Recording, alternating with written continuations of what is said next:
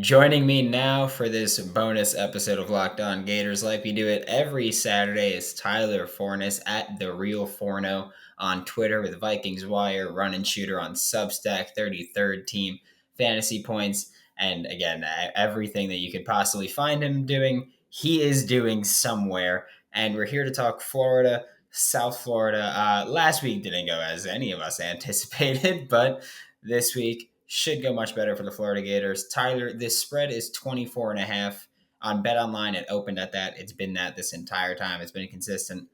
How do you feel about that spread? It's a very interesting spread because, let's kind of track back to week one. Week one, they played BYU. Last year, they went to Provo, and it was a 12.5-point spread. And they covered, it was a 20-point spread. They covered it easily. They only lost by 8. And this is a better South Florida team. Jerry Bohannon is an upgrade at quarterback over Timmy McClain. You figure, okay, Bohannon, with what his skill set is, you'd be able to translate into at least a few points. Hey, you know what? 12.5, they should be able to cover that, right? No, they get absolutely lambasted 38-0. But BYU's on a different level. They beat Baylor in Provo last weekend, which is one of my favorite games of the weekend to watch. College kicker bonanza. If you don't like college kickers, boy, was the late night slate the slate for you. But 24.5 feels like the Gators should cover. Anthony Richardson, and I know it's something that you've said all summer, and I want to emphasize it. Anthony Richardson is Wyoming's Josh Allen. And when you look at them, it's a 1-to-1 comparison.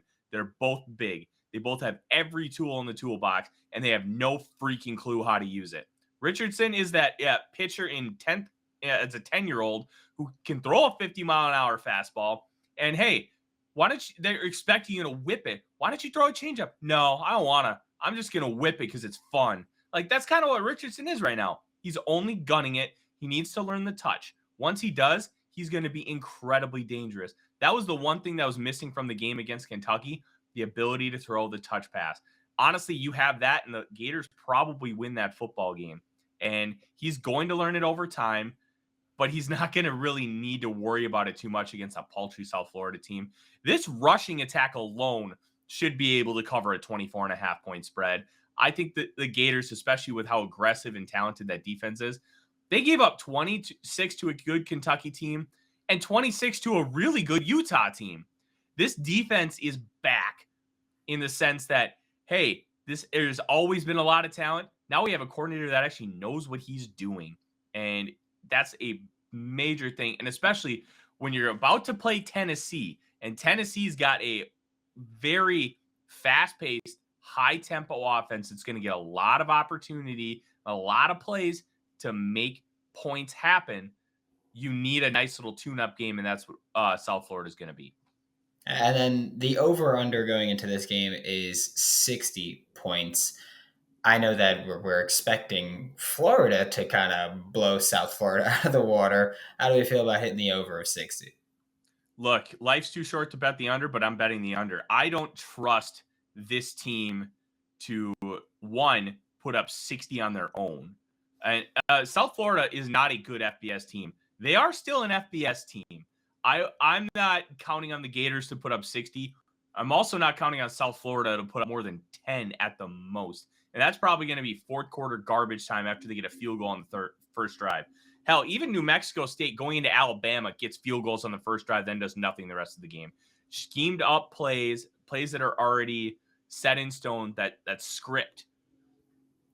You can score points against almost anybody. After that, it's done. I would say this is probably like a 48-10 kind of game at best.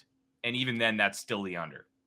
Yeah, that's what I was doing. I was before we recorded, I was like looking at the numbers, and I was like, how would this work in order for them to hit 60? And I'm like, I don't think they're gonna. It's a simple. I don't think they're going to, because I was watching the South Florida games that they've played so far. They don't look good, and that's upsetting because I don't know why I've always kind of liked South Florida, but it's upsetting that they just don't look good at all. Jerry Bohannon is like you mentioned, he's a solid quarterback. They should have gotten better. Didn't. I think they're still very bad, and this defense, South Florida defense, is so awful. That BYU game was just terrible. A jet touch pass on the first play goes to the house, and it was so awful for South Florida's defense. Where I'm like, Florida could run the ball and put up points all they want.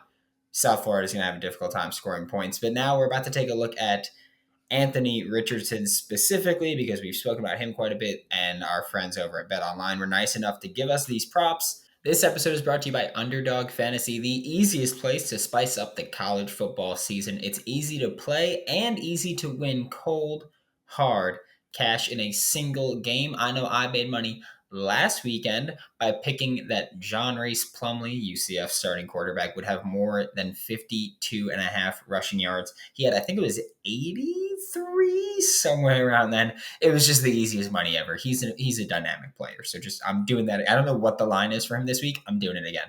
Underdog has investment backing by Mark Cuban, Kevin Durant, Adam Schefter, and more to help build a fantasy platform with a fun user experience and support team. Sign up with the promo code Locked On, and Underdog will double your first deposit up to $100. Deposit $100 and get another $100 free. Anthony Richardson, passing yards, 185 and a half for this game. That would be a career high for him.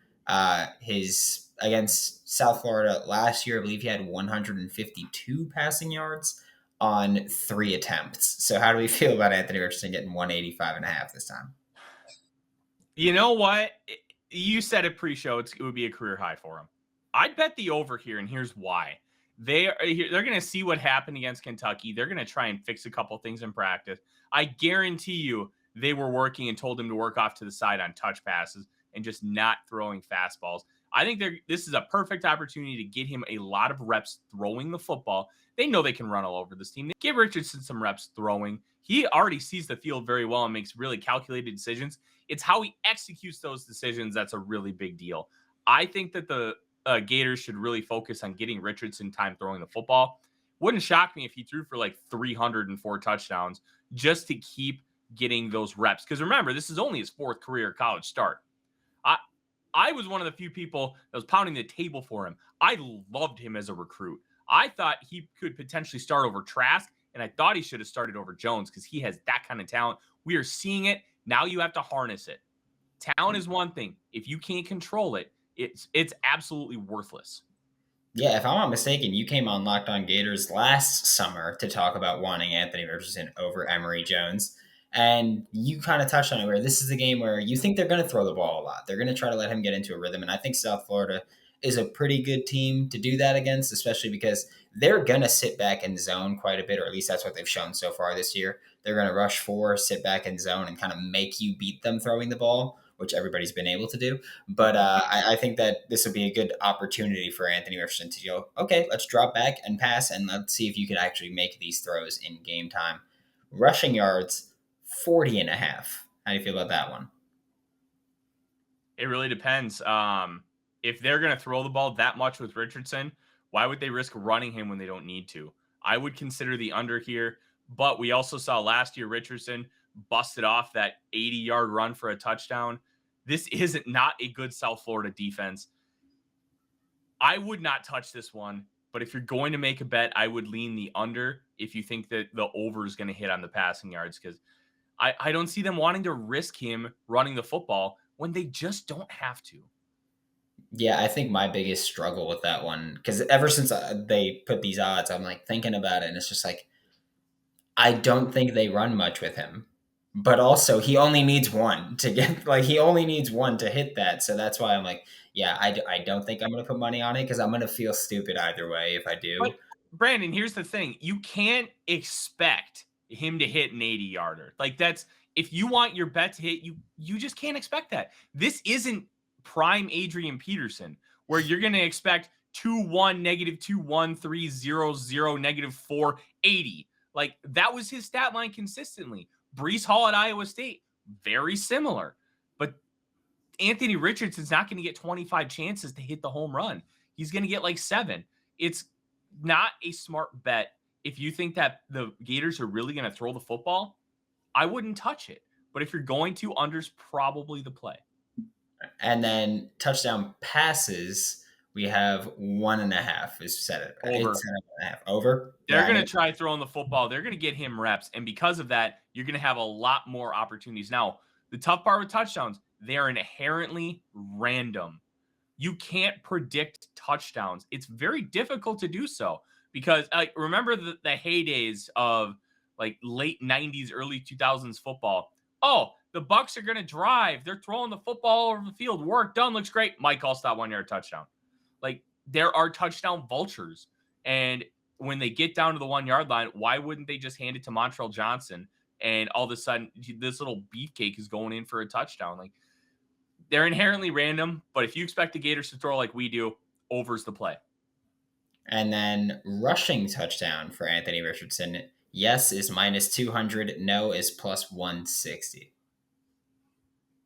I'd say yes, because if they do get in close, Rich, along with Montrell Johnson, Richardson could be that guy. And you only need one. That is going to be a lot easier to accomplish. So, yeah, I'd go over on one. Yeah, I mean, I figured, they did it against Utah. They got in the red zone. They started running more option. And it's like, I think that you can do that same thing against South Florida. And all it takes is one carry there to get that. The last prop we have for Anthony Richardson, interception, yes, is -130. No is +100. I'd go yes. He's erratic. He is Wyoming Josh Allen. He does not know how to harness his abilities. And until he learns how to harness his abilities, it's going to be a lot of up and down. And you're going to see a lot of really good stuff, but you're going to see stuff where it's like, man, what are you doing? Why are you whipping that ball in when it's 5 yards away? And then all of a sudden it hits the receiver in the chest, bounces up, interception. And that's all it's going to take, as well as touchdowns. Interceptions are inherently random because of stuff like that. I would bet the over and feel relatively comfortable with it. Yeah, I was thinking I'd do the same thing, especially if they're going to throw the ball a ton. Odds are he's going to make at least one mistake, or someone will get that little hit him in the hands, hit him in the shoulder pads, pop up, and it's a pick. South Florida did force an interception against BYU's Jaron Hall, who throughout his career so far has been pretty safe with the ball. So there's that. But again, like you said, they're random. It's hard to predict that there will be any interceptions, any touchdown passes because of the goal line. It's fun stuff gambling. This was Tyler Fornes. Find him on Twitter at @TheReal40, and he'll be with Locked On Gators every Saturday this season to help you and me make money.